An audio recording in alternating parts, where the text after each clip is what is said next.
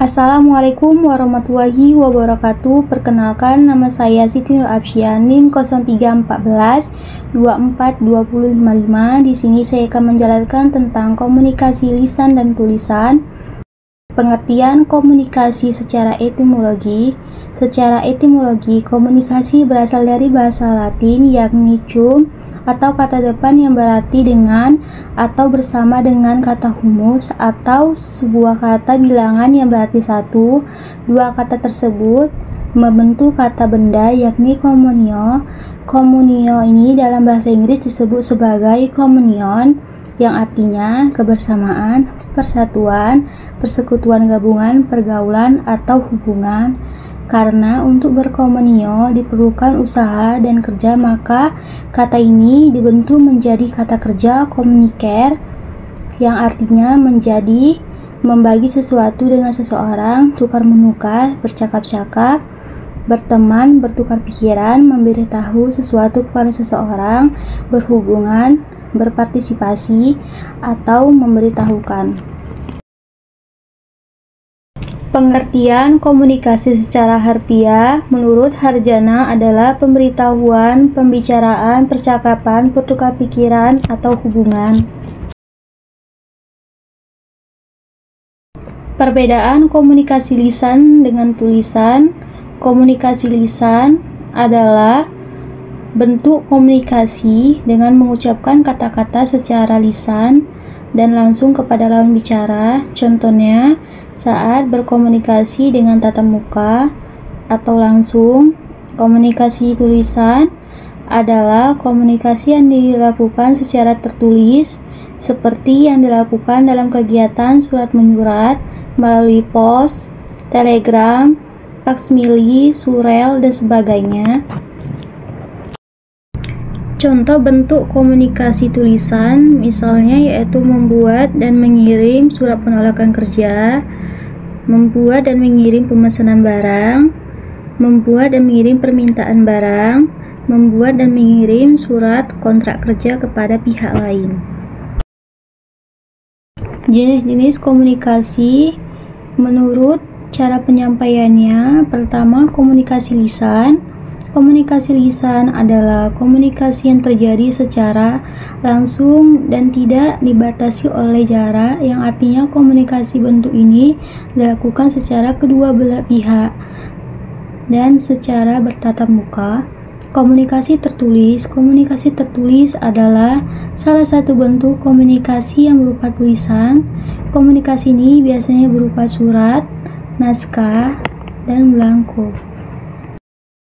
Kedua, jenis komunikasi menurut kelangsungannya. Komunikasi menurut kelangsungannya dapat dibedakan menjadi dua, yaitu komunikasi langsung. Komunikasi langsung yaitu proses komunikasi langsung. Maksudnya adalah bahwa komunikasi yang dilakukan tanpa bantuan campuran tangan perantara pihak lain ataupun media komunikasi, serta tidak dibatasi oleh jarak. Kedua, komunikasi tidak langsung, yaitu komunikasi tidak langsung dilakukan melalui perantara baik itu pihak ketiga atau bantuan alat komunikasi lainnya. Jenis-jenis komunikasi menurut perilakunya. Komunikasi formal yaitu komunikasi yang terjadi dalam suatu organisasi. Komunikasi seperti ini biasanya mempunyai aturan dan tata cara sendiri menurut aturan dari organisasi atau perusahaannya. Kedua, komunikasi informal yaitu komunikasi yang terjadi dalam suatu organisasi yang tidak ditentukan dalam struktur organisasi dan tidak dapat pengakuan resmi, yang juga tidak berpengaruh terhadap kepentingan organisasi yang bersangkutan, misalnya obrolan antar teman, desas-desus, dan sebagainya. Ketiga, komunikasi non-formal yaitu komunikasi yang terjadi antara bersifat formal dan informal, yaitu komunikasi yang bertujuan dengan pelaksanaan tugas pekerjaan organisasi. Keempat, jenis-jenis komunikasi menurut maksudnya.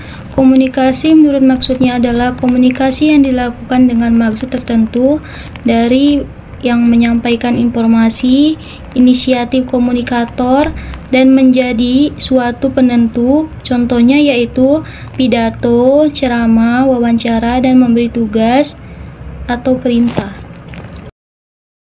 Kelima, jenis-jenis komunikasi menurut ruang lingkupnya. Ruang lingkup terjadi dalam komunikasi merupakan batas jenis komunikasi yang sedang dilakukan. Komunikasi menurut ruang lingkupnya dapat dibedakan, yaitu komunikasi internal, komunikasi yang berlangsung dalam ruang lingkup atau lingkungan organisasi atau perusahaan yang terjadi di antara anggota organisasi atau perusahaan tersebut. Komunikasi internal dapat dibedakan menjadi 3 macam, yaitu komunikasi vertikal, komunikasi horizontal, dan komunikasi diagonal. Komunikasi eksternal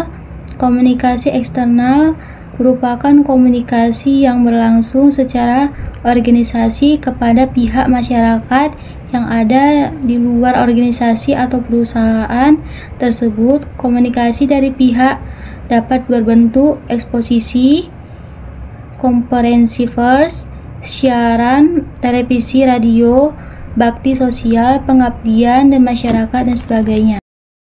Komunikasi eksternal dimaksudkan untuk mendapatkan pengertian, kepercayaan, bantuan, dan kerjasama dengan masyarakat luas sehingga pihak yang berkepentingan dapat berkontribusi terhadap perusahaan sekaligus daerahnya. 6. Jenis-jenis komunikasi menurut aliran informasinya dapat dibedakan menjadi 5. Pertama, komunikasi satu arah, yaitu komunikasi yang berlangsung dari satu pihak saja. Kedua, komunikasi dua arah, yaitu merupakan komunikasi yang bersifat timbal balik. Dalam hal ini, komunikasi diberikan kesempatan untuk memberi respon atau feedback kepada komunikatornya. Ketiga, komunikasi ke atas, yaitu merupakan komunikasi yang terjadi antara dari bawahan kepada atasan. Keempat, komunikasi di bawah, yaitu merupakan komunikasi yang terjadi dari atasan kepada bawahan. Kelima, komunikasi ke samping, yaitu merupakan komunikasi yang terjadi di antara orang yang memiliki kedudukan sejajar.